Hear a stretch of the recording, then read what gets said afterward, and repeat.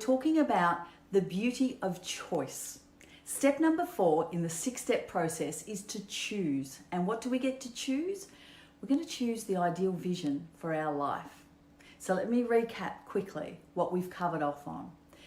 The 6-step process starts with assessing your current situation, what's holding you back. We had a bit of a chat about all of that and we dug deep a little bit into what that meant. From that point on, we had a look at who we were without our armor. You know, the thing that we put up, you know, the titles that we have. And I asked you to think about who you really are at your core. So assessing where you are and understanding who you are, and then looking around you. So yesterday we talked about step number 3, which was challenging those emotional, social, and spiritual factors that are keeping us stuck and holding us back. Challenging them, unearthing them and questioning them and bringing them front of mind, because they are there. We just choose not to look at them because a lot of the time it kind of doesn't serve us or makes us feel uncomfortable. So step number 4 today is about choice. We're ready. We're at the stage where we're ready to choose the ideal vision for our life. Because unless you know what it is that you want, how are you supposed to move forward?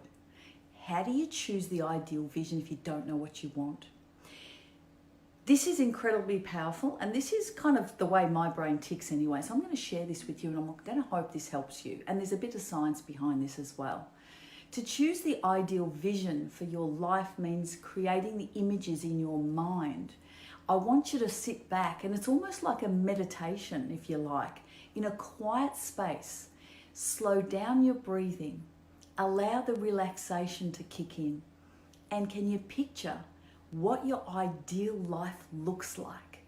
The images, the pictures in your mind. This is incredibly powerful because you know why?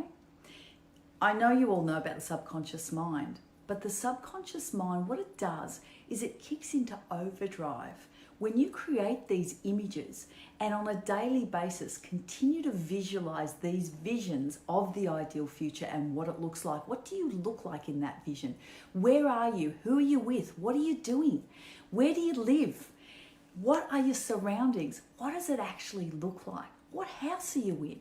Are you in a different country? What car are you driving? What do your friends look like? What are the kids doing? What do you look like? How do you feel? And are you having a physical reaction to this as you're laying down or maybe sitting down somewhere and having these images float in your mind? Because the subconscious mind will kick into overdrive and all of a sudden your focus will shift. And in your everyday life, you will see opportunities that you never saw before. It's actually quite intriguing and it's quite fascinating how this happens. I was working with one of the women that I work with, and we were going through this exact same process. And you know what she said to me? She said, I visualized that I was driving a Mercedes, you know, CS 2000 or whatever it is, whatever model it was. And she kept that image in her mind. That was one of the things that were involved in her ideal future. And yours might be, you know, a Camry or whatever it might be. Every single time she was out on the road driving her car, guess what she saw? She saw Mercedes-Benzes all of the time. Her focus had shifted so much that that's all she could see. It's incredibly intriguing and powerful.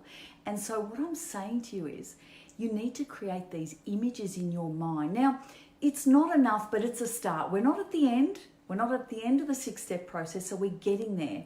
But right now, please just humor me.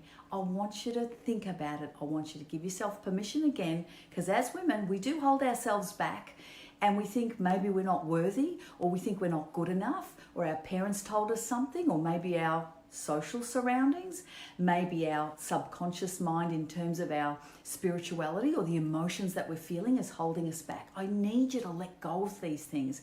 And as they appear while you're doing this, identify them, put them to the side and say, yeah, I hear you, but I'm just doing this for now.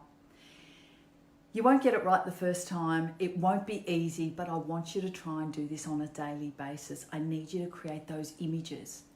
And in order to create those images, what it will do is it will help us understand what we're passionate about, what type of person we want to be. What are the things that we want to share with the world? What are the things that we want to do for the world? What do these things look like? But it all starts, like everything in life, it all starts internally from within here.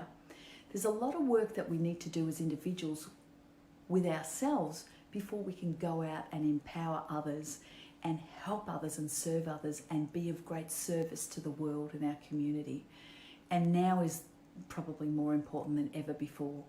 So this is another form of internal personal leadership.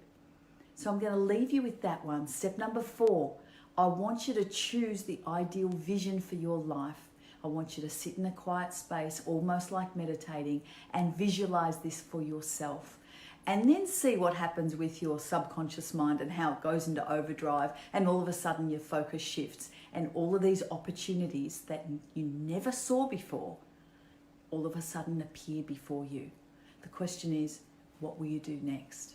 I'm Tracey Sofra. I work with career-minded professional women, and if you want the kind of freedom that you dream about, that sets you free, if you want the kind of freedom that allows you to be the person you are without question, without holdback, with that freedom, ladies, comes responsibility. And I am the queen of responsibility because I believe personal responsibility always comes first.